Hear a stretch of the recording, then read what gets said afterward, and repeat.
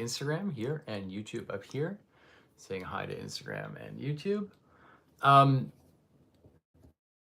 If you're new to this channel, this live stream, this is a weekly live stream that I record every Monday morning from 8 to about 9 a.m. USAPT, in which I try to introduce you to some of the key theoretical ideas and concepts within Slavoj Žižek's work, within what is known as continental philosophy, psychoanalytic theory, political theory, and so on and so forth. This is, as I said before, a weekly series, and I've been hosting it for about 2 years. Everybody is welcome to join in. It's designed for beginners and experts alike. And most of all, it's supposed to be a way to engage a little bit more in depth with some of these issues and ideas in a way that is hopefully entertaining and accessible. My dream, as you may know, is to make these ideas accessible to everyone, no matter where you are. And as per usual, if you want to make me really happy, I'd love it if you dropped a comment letting me know where you're joining from. I think I see Brazil already. Hello. Bom dia, Brazil. Colorado, hello. Korea. It makes me so happy knowing that we're joined like genuinely live from people around the world. This is my naivete. I really do believe that there's something quite radical in being able to share this space online. Belgium, Mexico, Addis Ababa, wow, hello. Canada, Peru, Guten Morgen Deutschland, Florida, Germany, all caps, India, Slovenia, hello, Turkey, greetings to Turkey, Merhaba, Saudi Arabia, hello. Hello to the Kantian student from Florida, Serbia, New England, Philippines, hello, Philippines. I love that there's so many people who join in from the Philippines, actually. Kashmir, India, Philippines. This might surprise you, but apparently the top location of people who watches these videos is, in fact, the Philippines, which is surprising. So hello and greetings to the Filipino philosophy community. Merhaba, Sacramento, India, North Pole, that's amazing. Finland. All right, that's great. Thank you guys so much. It is such an incredible privilege to share this space with you. Indonesia, I see you, Colombia. And it really, really makes me happy that you're here starting your week with me. Today, I want to, or actually, before I start, let me do a quick plug. You can download my ebook, which is titled Spurious Infinities, The Cultural Logic of Postmodernism, on my Patreon. The ebook is a condensation of the previous lecture series that went on for 3 months, which I boiled down into a 90-page book for you. I also do that for every lecture series. So after every 3 months, I release a new ebook exclusively for patrons. And it's those patrons who purchase my ebook who also allow me to keep doing this for free online for everybody else.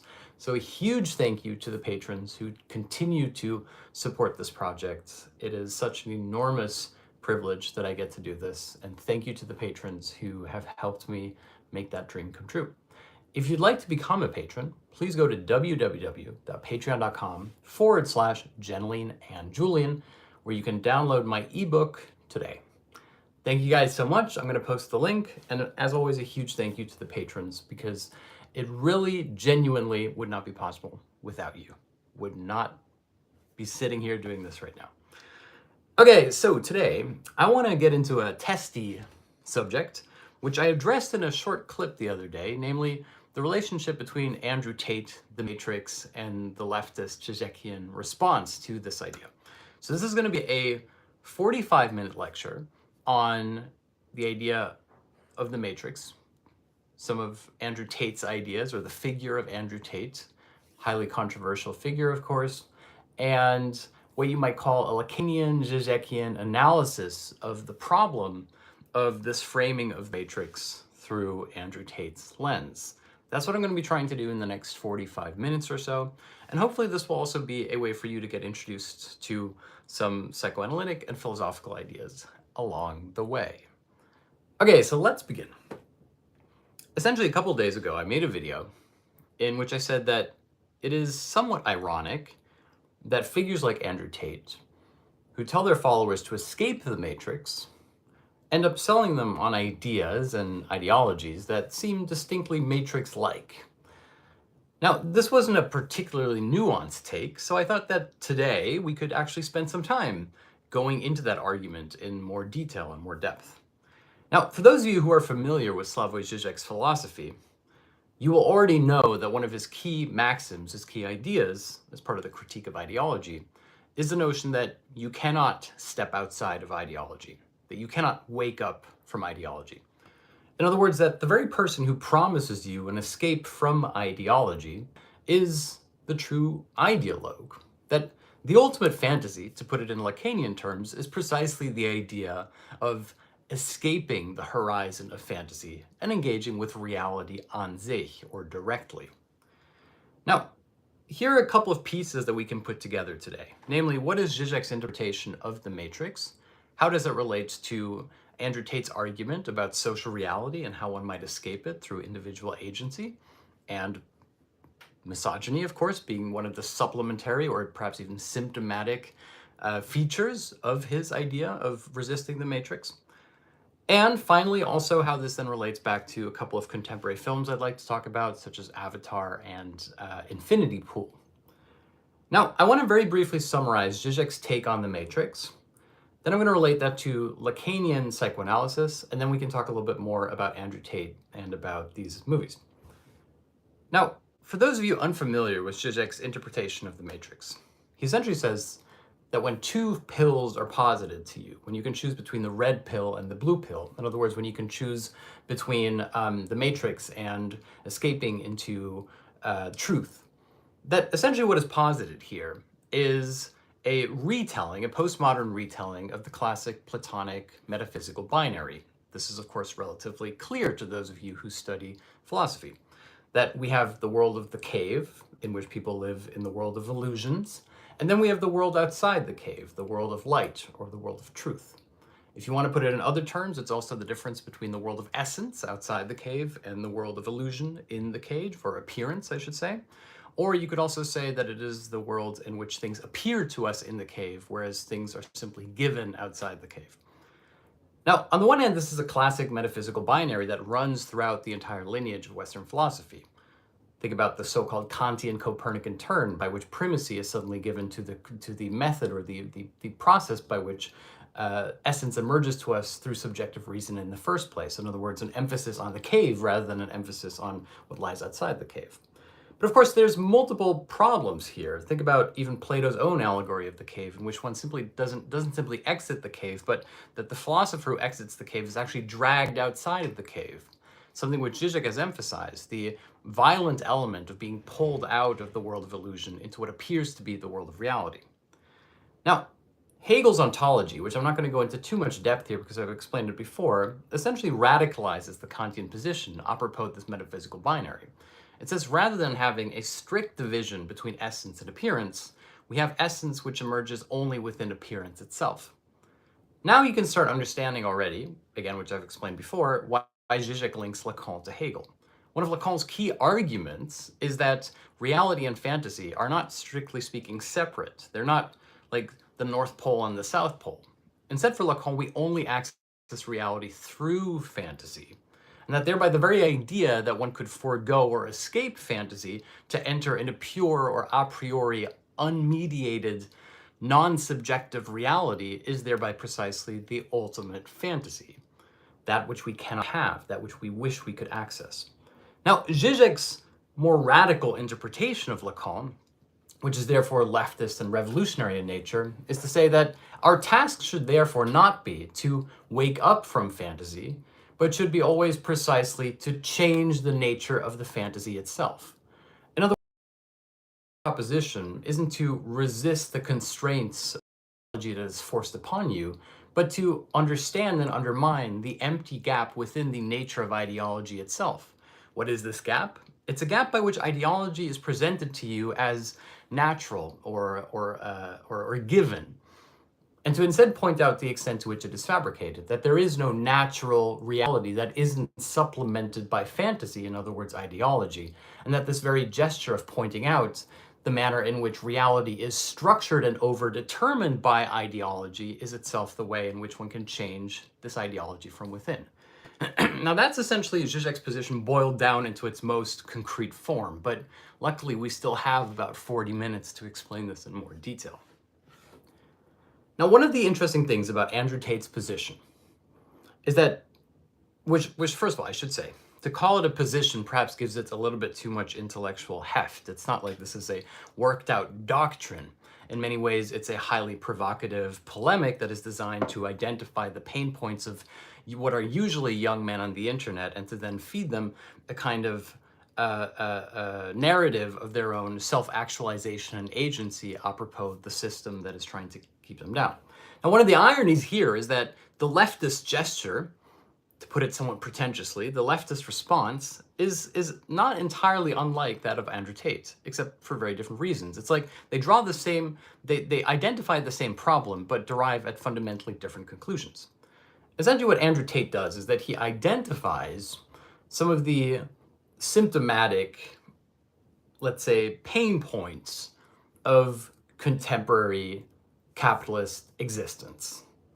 Disillusionment, a sense of loss of identity, a loss of purpose, feeling detached from one's family, from one's identity, feeling detached from one's work.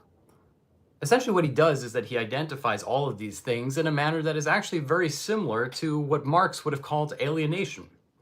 That the process of alienation is thereby identified as being something which is harmful, if you will. Now, what's interesting is that where Tate is fundamentally different from a left-wing person is that rather than seeing these, if you will, symptoms of alienation, to combine Marx and psychoanalysis for a moment, rather than seeing these as being symptomatic of the contradictions that are immanent within capitalism and that are therefore structurally necessary for the continuation of capitalism, namely the exploitation of the majority of the people in order to benefit a small select group of the wealthy, rather than exposing this to be the structural feature of social reality, Andrew Tate actually supplements capitalist production and capitalist energy by saying, you too could be one of the winners. You don't have to be one of the losers. In this sense, Andrew Tate actually follows a very standard self-help argument, which is to say, I am going to cut through the crap. I'm going to stop saying that you can lift yourself up by your bootstraps. The system is clearly rigged against you. I am speaking the truth. Here we have the demystification element that you see in self-help that actually mirrors that, which happens within leftist circles. And then it turns into, and now that you have seen through how it works, I will give you the tools by which you can turn yourself into a quote-unquote high-value individual, by which you can rise up this ladder. Now, of course, one of the subsequent leftist arguments is always to say that this ladder doesn't exist, that there is in fact no hierarchy in which you can simply move your way up. That the very argument about the nature of class consciousness is to realize that the working class is not a natural class that exists in a natural hierarchy by which you could have upward social mobility. Instead, the necessity of the working class is precisely that it remains the perpetually exploited class, save that in a postmodern existence, it is now the class which has exported the exploitation to itself. Whether you're an Uber driver or someone who's working 3 different jobs at the same time, whether you're even someone taking on a college degree while working as a barista and taking on student loans, that the manner in which you become indebted to the incentive structures of capitalism thereby is posited to you as an upward social movement, which is actually the mere minimum you have to do in order to survive within that given system. In other words, it's not just that there's a lack of a safety net, it is that the lack of a safety net is constitutive to the umbrella that exists above it. Now, I want to take this step by step briefly. So, Andrew Tate's argument, as far as I understand it, is that there is such a thing as the matrix. And the matrix is usually a stand-in for social reality. A social reality which is punctured, or perhaps even you could say upheld, by social forces that have aligned to keep you down. Here we have a standard sort of reactionary, oftentimes mildly anti-Semitic narrative about the nature of social reality, which is that there's a secret cabal, a deep state that is running everything, and that those people who are telling you to quote-unquote follow the rules and participate in society are simply working for these masters. And that therefore the fundamental gesture of your own awakening is to see through how it really works. Hence also why one of the paranoid right-wing dog whistles is always the word so-called, right? The idea that something appears to you simply in its symbolic nature. And then once you have seen through it, you have thereby already achieved the first step towards your own success, be it financial or otherwise. Now, this paranoid framing is reactionary, and I'm going to explain why it's reactionary, because a lot of people tend to accuse me of simply using the word reactionary to describe everything I don't like, which admittedly tends to be somewhat of a leftist catchphrase. Now, strictly speaking, the word reactionary means anti-liberal. However, the way in which I use reactionary is the positing of a natural order, something which exists an sich, a hierarchy that is immanent to society. Usually this is predicated on deterministic, pseudo-biological readings of how the human world mirrors the animal world, something which we see, for example, in Jordan Peterson as well. This is the Lacanian idea that nature is a historic category, that the way in which we conceive of nature as a category that is determining of socio-symbolic reality is itself an ideological gesture par excellence. The grounding of social reality back into a seemingly prefixed, predetermined essence or hierarchy is always a retroactive subjective illusion based upon the inequality within our socio-symbolic reality itself. It is therefore symptomatic to our social reality, not a reflection of how reality mirrors the a priori truth of the animal realm's hierarchy. Hence, when Lukács says that history is that nature is a social category, what he means is that the manner in which we conceive of natural laws within the social reality are themselves the ideological underpinnings of social reality as such, not their predetermined biological foundations, but precisely the retroactive positioning by which we try to justify what is lacking within our social reality by means of returning to a seeming biologically determined past. Now, what I'm trying to say here is that the reactionary stance, therefore, upholds the idea of a natural a priori legitimacy by which the social order is supposed to be grounded. However, of course, it then immediately juxtaposes this with the fact that clearly we do not live in a society in which everything is as it should be. And so what is necessary, therefore, is to counter this with what I call, therefore, a reactionary other. Usually this is a scapegoat or some figure of symbolic authority that is both a conspirator from within and a conspirator from the outside. This is like the classic joke, which is the man who complains about the immigrant, who says that, you know, the immigrants are taking all of our jobs, but they're also sitting at home living off of benefits. It's like the idea that there's a reactionary other who is both taking all of your work and taking away all of your privileges. So on the one hand, we have this reactionary idea that there's an other who is coming for you. This is, of course, also a classic way in which the privileged managed the working class's fear and paranoia by diverting it away from themselves. Instead of understanding the extent to which the working class is the necessarily exploited class within the capitalist incentive structure, the idea is that the working class is being outcompeted by an unfair disadvantage that is given to foreigners, to migrants, to African Americans, to other minorities. That is usually the way in which this energy is subverted. You find a reactionary scapegoat other and you pit them in competition against each other. Now, what makes this, again, to go back to the idea of reactionary, what makes this reactionary is the notion, therefore, that there is such a thing as a solid natural order which is being corrupted, and that as long as we get rid of the social taint, we will be able to return to this natural order as such. Now, ironically, this is always juxtaposed with a conservative ideology, which is to have a very pessimistic take on what the natural order is. If the natural order of mankind is nihilistic and it's dog eat dog, and everyone is in competition, and we can assume man's worst qualities. Therefore, this has to be supplemented with a strong state and strong symbolic order, although for most conservatives today, it wouldn't be a strong state, it would be strong venture capitalists, etc. Now, here we have the classic conservative ideological two-punch operation. On the one hand, we have to go back to the natural way of living, the nuclear family, patriotism, truth, honesty, loyalty, etc. These universal normative features that are thereby grounded in a kind of primordial mythological take on how one's identity functions, to be a real man, etc. This then has to be supplemented by overt, strong sociosymbolic masters, whether it's the master figure of Andrew Tate, the master figure of the strong father, the benevolent leader, or the idea of the venture capitalist CEO who is a finance bankier by day and a philanthropist by night. And so what we have is essentially an ideological mix of the suggestion of a primordial Urgrund upon which society functions, which is nevertheless anarchic in nature and has to be controlled through symbolic power structures.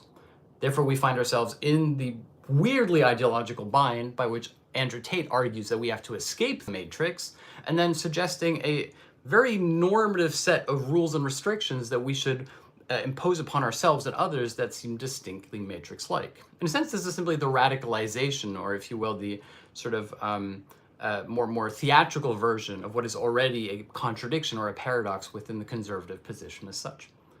Now, counter to this, we have two other positions. We have the liberal position, which is maligned by both the left and the right alike. The liberal position that we have a solid center of society, that we have a rational core of reasonable individuals, predicated usually on post-political technocratic solutions to social problems and ills, and that you can outsource these conveniently to companies like McKinsey, who will come into your nation and then try to tell you how to live your life. That is, of course, that is the straw man argument. But the central argument, and where the left and the right agree in their critique of liberalism, is that the positing of a seemingly neutral center, a rational core around which society functions, is an ideological obfuscation.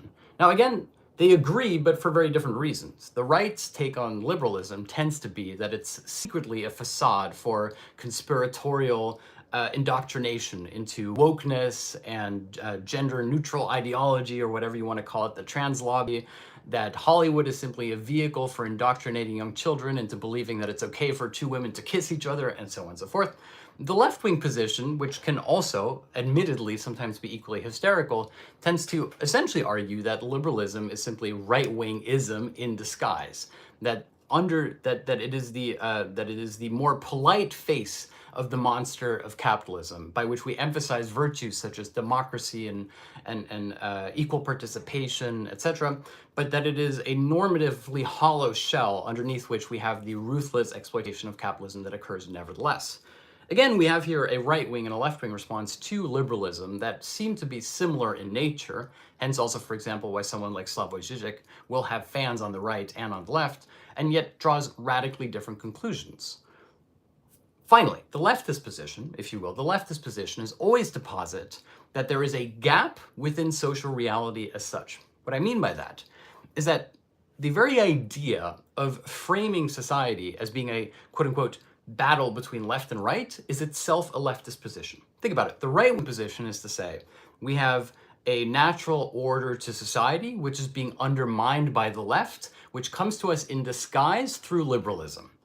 The liberal response is to say, no, actually the left and the right are excessive deviations, and we have to return to a normative, rational, decent core where we can all be good to each other and have national conversations, etc.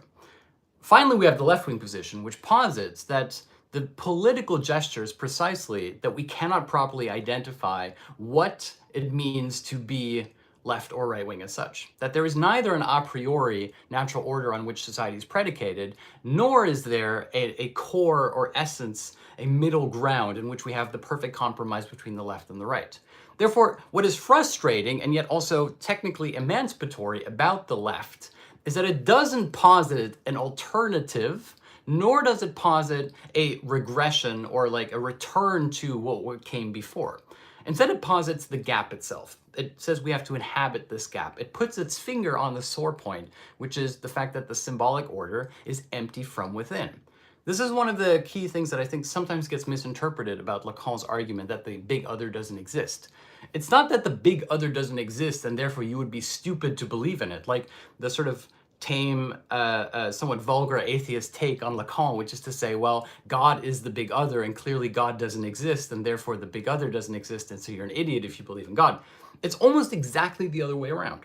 It's to say that God exists precisely because he is not there, that he is present in his absence. This is, I'm not saying that Lacan is a Christian here, but this is Lacan's joke apropos the declaration of the death of God from Nietzsche and then the existentialist, which is to say, well, you may have declared the death of God, but who told God?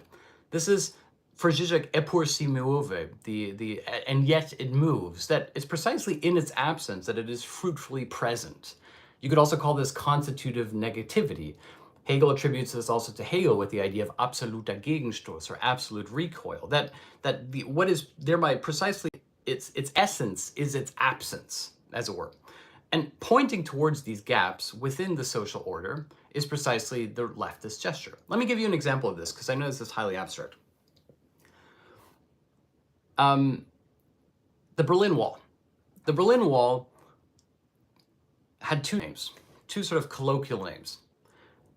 On the side of the DDR, the Berlin Wall was referred to as the anti-fascist barrier, being the idea that capitalism was in alignment with fascism, and therefore the Berlin Wall existed to keep fascism out, as it were. On the other hand, we had the Western side, which referred to the wall as the Great Shame. Here we have two very interesting positions. On the one hand, we have a fairly clearly ideologically structured argument, namely the West aligns itself with fascism. That's the DDR's position, of course, which is somewhat, there's a resonance today, of course, when you look at the way in which Putin accuses the West of supporting fascists in Ukraine, etc., versus the much more abstract Western accusation that the wall is the wall of shame. But of course, the question is the shame of whom? The shame of you, the shame of us, the shame of both? It's an indeterminate, a liberal gesture in this precise sense. It is a shame to us all, as it were. It's almost like the disappointed parent. And you can actually see multiple variations on this. There's a great anecdote about World War I, where at the German-Austrian front, a telegram went back and forth. This is something that Zizek writes about as well in Less Than Nothing. I think it's like in the conclusion. It's basically like an anecdote. So telegrams go back and forth between the German and the Austrian front, and the German side says, well, on our side, it is serious but not catastrophic. And of course, you can guess the Austrian side sent a telegram back that said, on our side, it is catastrophic but not serious. Here we have, again, different ways of filling in this blank, but ones that are fundamentally, in a sense, the same, but nevertheless different. And it's precisely this key difference that one has to point out. It's the difference between catastrophic and serious, catastrophic and not serious, and serious and not catastrophic. What appears to be thereby the same precisely is an important difference because of its inversion. I'll give you another example of that. In the 1970s, if you referred to the job crisis, you were essentially referring to the fact that there were not enough people willing to work the jobs that were necessary. Today, if you referred to the job crisis, or at least during the financial crash, the job crisis would be people cannot find jobs. And so we have two fundamentally inverted situations, namely an absence of labor or an absence of labor opportunities, which are both referred to as the job crisis. Again, the leftist position is to point out that this gap, rather than being an excessive exception to the rule within the socio-symbolic order, is in fact constitutive to it.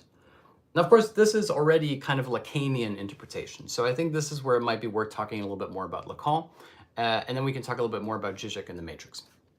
So the Lacanian argument, which I've already framed before somewhat simply as being you can only access reality through fantasy, thereby holds that the gesture and the purpose of psychoanalysis isn't to rid yourself of fantasy in order to step into the non-fantastic real world.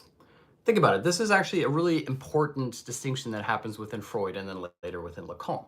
It's the idea that the purpose and the central task of psychoanalysis is thereby not to deal with your psychoses in an ordinary way, to put them on a pile and to work them through, thereby to relieve yourself of the psychic burden of all your illusions, and then to step back into the real world as a non-prejudiced, rational actor who can make the best of him or herself.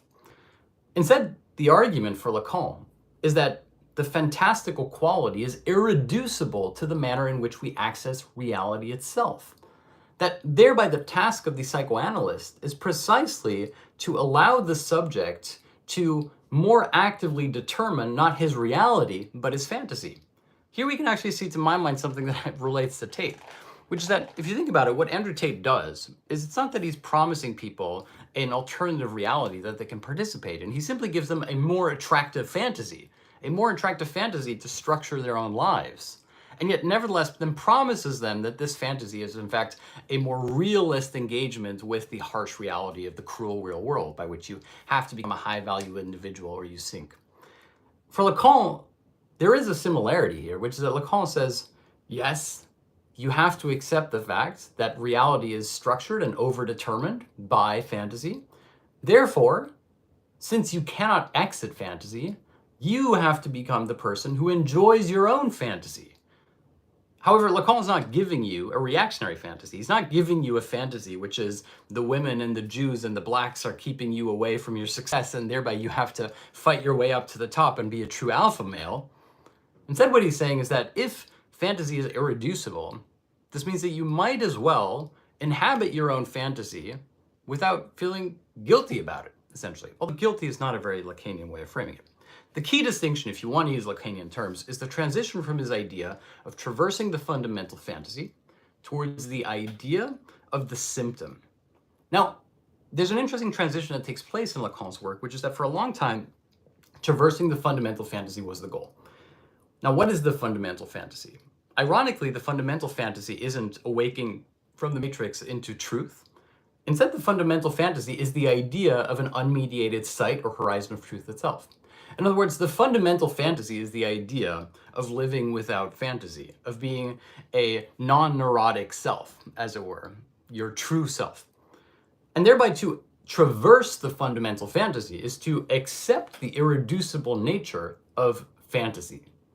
Now, here Lacan makes a transition towards the idea of the irreducible nature of symptom or symptôme. What's important here is that the symptom isn't simply a symptomatic emergence based on a repressed content of your existence. Instead, for Lacan, the symptôme takes on an almost emancipatory quality. Remember the famous maxim, oft repeated by Žižek, that you are your own mask, that your mask says more about your true nature than it does what lies underneath. Now, this is sometimes misinterpreted as being, oh, you could be anything. Here's the real you, but you could adopt multiple different avatars. You could, go online and your warrior self is your true self. However, if you look at that more closely, you realize that even that argument upholds the idea of there being a binary between the real physical you and the fantastical core of the other you that you can inhabit. Instead, what Lacan argues when he says you are your own mask is that the very idea of the person underneath the mask is a mask. That there is no subjective core underneath the mask, but that the very idea of there being something underneath the mask is a kind of mask. In other words, we have infinite masks. And the very idea of someone wearing a mask, which would therefore uphold the idea of there being an a priori subject who is the neutral person who puts the mask on, is thereby a distinctly non-Lacanian idea. Now, for those of you interested in Zizek's metaphysics, and I understand that might not be everybody, this is why Žižek uses Lacan to make an argument about Hegel. The Hegelian ontology, as I've said many times before, is essentially to argue that essence, rather than being distinctly separated from appearance, or truth and illusion, that essence emerges only within appearance itself. In other words, rather than appearance being the mask that is tacked onto essence, that essence is not there a priori, but emerges only in the mask itself. Hence, for Žižek, you are your own mask becomes essence is the mask, and vice versa. We can do that for another lecture, because there's a couple things I want to talk about here. And so the Lacanian idea, therefore, is that fantasy is not something that you can simply do away with. However, you can accept and inhabit the structure by which fantasy structures and orders your world. That is also what ideology is for Žižek. For Žižek, ideology is never a top-down system of political indoctrination. It's never telling you what to think.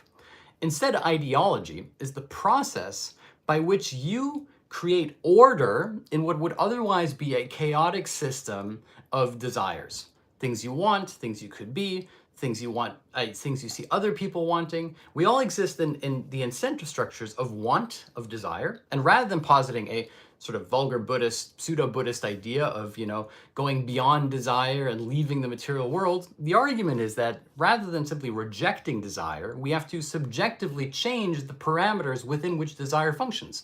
In other words, to want better things. Although even that's a very normative argument. That's a simplification. And so for Žižek, ideology is that which allows us to inhabit social reality. It's what gives us the coordinates by which to understand and narratively structure our own existence. And that therefore the argument that you could escape ideology and return to the supposedly neutral, non-ideological features of masculinity, femininity, biologically determined ideas of the family, of society, of nationhood, of patriotism, are therefore precisely ideological obfuscations which present themselves as being supposedly objective or neutral. Now, I wanted to actually mention two films here, which I find quite interesting: Avatar and Infinity Pool. What we see within Avatar is a classic Hollywood fantasy, of course, which is the return to authentic native life and a resistance against modern industrialized life. It's no surprise, as many people online have already noted, that Avatar is the most successful movie of all time because it stages a pseudo-resistance, a pseudo-revolt against the idea of, brutal, mechanized, technologically advanced, technocratic societies, corporations, versus the supposedly authentic community of the Na'vi in which people can return to what matters most in life, etc. However, here we should point out that this is distinctly not a leftist position. The leftist position is never to argue for a return to authentic living, of collective community life. Often this is actually depicted as being leftist by people who are conservative, when in fact the very gesture to go back to what appears to be, retroactively to us, an idealized fantasy state of communal life, is itself a conservative fantasy. A conservative fantasy that upholds the way in which we are now by positing the escapist notion of a return to authentic life. It's the same problem that Native American artists face when they realize that the primary customers for their idealized, romanticized warrior figures of Native Americans are precisely those venture capitalists who have giant mansions in Wyoming, etc. Back to the point. The point is that Avatar presents us with what is therefore a perfectly suitable fantasy that fits within the ideological incentive structures of capitalism. Namely, instead of resisting capitalism from within, exposing its contradictions, inhabiting its gaps, one has to exit or externalize oneself into an other, in this case the physical body of the avatar, to thereby embed with the quote-unquote native community, to go back to the earth, and then to raise up one's resistance as an earth warrior against the corporations. This duality of function, this duality of combat is therefore actually a conservative reactionary fantasy that is presented to you as being an emancipatory one. Think about it. The entire Na'vi culture is simply another warrior culture in disguise, another fantasy about the nuclear family and men being real men and women being real women and fighting for your right and your property and going back to ideas of loyalty and courage that are not tainted by contemporary ideological obfuscations. It's almost an Andrew Tate-like narrative presented to you in a much more SoCal version that aligns perfectly with Hollywood. Here we can see again why the very idea that Hollywood is the Matrix and Andrew Tate is the liberator is precisely an obfuscation. They essentially follow the same logic, except in classic liberal fashion, James Cameron's fantasy is one that has a beautiful glossy face on it, but underneath the mask it's the same cigar-toting logic that we see within Andrew Tate. Now, another movie that I find very interesting, which posits almost the exact opposite here, is the film Infinity Pool. And of course, what we can see with a lot of works of cinema like Infinity Pool is that part of what makes them effective is that they're very difficult to re-internalize into one overarching position. In fact, this is a movie that has frustrated and angered people on all parts of the political spectrum, movie critics as well. Now, the basic plot of Infinity Pool is that we have an author, a somewhat successful but also failed author, has received many bad reviews, who goes to a resort with his wife, sort of like, White Lotus, something like this. And at the resort, he accidentally commits a crime which leads to the death of a young man. Now, on this island, he is arrested and he is sentenced to death. However, this is where the science fiction comes in. On this island, there exists a small group of privileged individuals who can clone themselves and then have their clone be executed on their behalf. And so this is what the man does. He is cloned and his clone is killed, and thereby the crime is undone. Now, what's key here is that essentially he becomes part of a cabal, a small group of people, highly privileged, who use this island as the site of fantasy, and they go on a crime spree. And they murder, they kill, they're sadistic, they engage in orgies and revels, and every time it's their clone, it's their other who can be killed instead of them. Now, on the one hand, we have an overtly, seemingly overt political gesture, which is nevertheless a liberal gesture, namely, why do the rich get away with things? It's essentially an allegory for the immunity and privilege that the wealthy experience, by which they can commit crimes and get away with it. It's like they have multiple lives. But underneath this is actually a much more devious, to my mind, more psychoanalytically interesting argument about the nature of pleasure and enjoyment. Think about it. One of the things that happens within capitalist incentive is that the one thing the bosses can't have, the one thing the master can't have, is precisely the enjoyment of his own exploitation, of his own subordination. It's like, this is why when you go back to Hegel, you have to understand when Hegel says that happiness is on the side of the slave, he's not arguing that the slave has it better. He's arguing that the slave is the one who can enjoy feeling like he is an autonomous person who resists the master, whereas the master is overdetermined by the slave. He is simply there for the master. It's important to note here that this isn't the historical category of slavery as such. It's about a power relation between master and slave.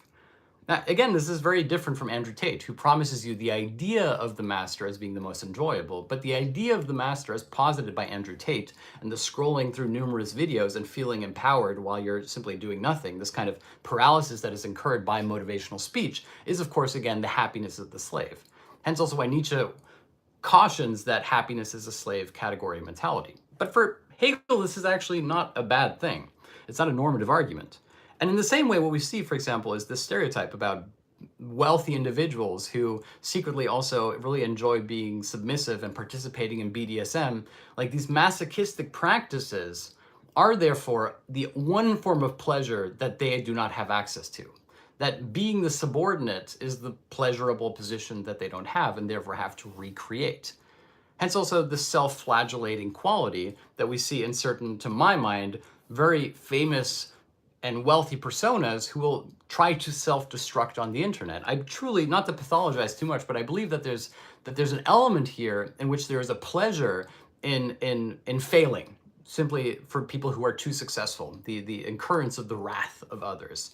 Thereby also gesture becomes as a sign of impunity. I can say whatever I want. I can make you really angry. I can say the impossible, and yet it means nothing. You cannot bring me down. It's also why it's so important that, like, a key part of the enjoyment of Trump's position of power was always the humiliation of the other by means of doing something which clearly was unacceptable and yet which had no consequences. This is, for example, Adorno. Adorno writes about the difference between an honest lie and a dishonest lie. An honest lie is when you're simply trying to deceive somebody. A dishonest lie is the lie of the dictator who can lie with impunity because he knows that the organs of state, like the legal institutions and the executive function and the police, are all in his hands. And so he can say things that are clearly untrue because there are no consequences. Therefore, the enjoyment lies precisely within this excessive exposure of one's own wrongdoing and being able to get away with it nevertheless. Now, to go back to Infinity Pool, what's interesting here is that there's a sequence in which the man decides that he's had enough. And he tries to leave the resort, the island. And he is captured by this cabal and brought back. And what's really interesting, and where the movie actually reveals some of his irony, is that as he is being made to walk in front of the car of his captors, the woman in question is reading out bad reviews of his books back to him. Here we have, to my mind, the core of the movie, which is the surplus enjoyment of one's own subjective destitution, which is to say, it's precisely the most pleasurable point isn't simply having his clone be killed. It's having his own reviews being read back to him by the woman. It's also key why the woman then later, spoilers for this film, will ask him to kill his own clone, and she then breastfeeds him. In other words, the act of breastfeeding is the infantilization of the individual, brought back and reduced to a kind of pre-subjective pure primordial enjoyment. At least that's how I see the film. Now, what's important here, to go back to where we started about the Matrix, is that the very idea of the Matrix posits that there is a social reality that is controlling you, and that therefore the primary foundational gesture of your own awakening is to see through this as a lie. It's essentially a paranoid fantasy that is infused with metaphysical importance by being a postmodern rendition of Plato's allegory of the cave. Now, the question that I think we should end with is, why has the Matrix proven to be so irresistible for right-wing patriarchal ideologues on the internet? Well, in part, it's because it promises you a narrative of being the savior, the chosen one. That the irony is that the position from which you can choose to exit into truth always relies upon you having been selected to be the special one who is chosen in advance to make the supposedly neutral choice. This is also how you have to understand Slavoj Žižek's critique of the Matrix. He says, the real illusion is the supposedly neutral grounding upon which the choice is presented to you. That therefore the choice between the blue and the red pill is already a false choice because it is predicated on the seemingly neutral, objective ground of your own choosing. In other words, it presents you with what is therefore a fantasy that you could make a subjective choice to enter the world of truth and to exit the world of reason, which is itself already a supplementary fantasy because it underlies the idea that you could make such a neutral choice in the first place. Hence why we have to go back to Plato's allegory of the cave, in which the man who exits the cave is dragged out of the cave. He is never given the neutral choice to exit or remain within the cave. In other words, Zizek's argument, if you want to boil it down to its most pithy conclusion, is therefore that what if in the cave, the illusion is precisely that you have exited the cave? In other words, it's like going into the cinema and watching Avatar. You are in the cinema watching the fantasy of returning to native life through a blue other, which is represented back to you through the silver screen. That is what Žižek calls ideology, not some top-down mind control, but instead your own willing participation within the fantasy of your own social liberation, which thereby keeps you enmeshed and ensconced within the incentive structures and the ideology that exists as such. In other words, Žižek argues, instead of choosing between one and two pills, the answer should always be a third pill, a Hegelian pill, a pill that points towards the unacknowledged, supposedly neutral substance under which this choice is being given to you in the first place. In other words, rather than combat ideology by waking up from ideology, we should always say we want a different type of ideology, a third pill.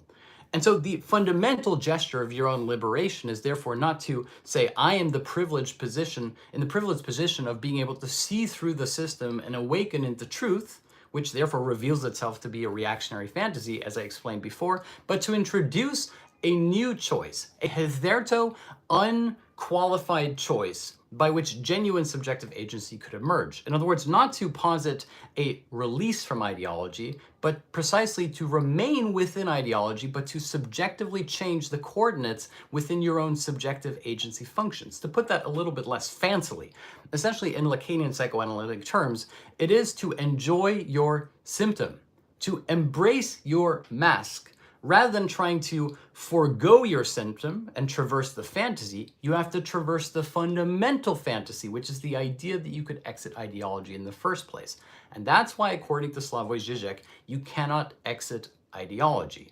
However, you can change the manner in which ideology is presented to you as given and innate, and thereby qualify genuine new choices. And the task of the philosopher, like the task of the psychoanalyst, is therefore to inhabit these blank spaces, these seemingly undetermined spaces that point to the very illusionary nature of the idea of an objective reality as such.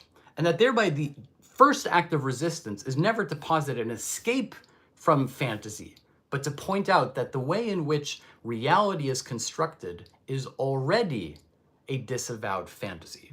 That is Žižek's position apropos the Matrix and apropos the idea of fantasy and illusion. And those are some thoughts on Andrew Tate. Those are some thoughts on the Matrix, on Avatar, some thoughts on Infinity Pool. I hope you've enjoyed the session. My goal is to make these useful, hopefully accessible, entertaining. You can find all of my lectures saved on YouTube and Instagram. And of course, if you'd like to download my ebook and download all of the lectures as podcasts, please go to www.patreon.com/Jeneline and Julian. Thank you so much for joining me today. I'm so grateful you're here. Please, please, please do take a moment to look through some of the other lectures. And if you're thinking about becoming a patron, I really hope that you'll take it into consideration. It makes a huge difference. That's www.patreon.com/Jeneline and Julian. Thank you guys so much, and I will see you next week.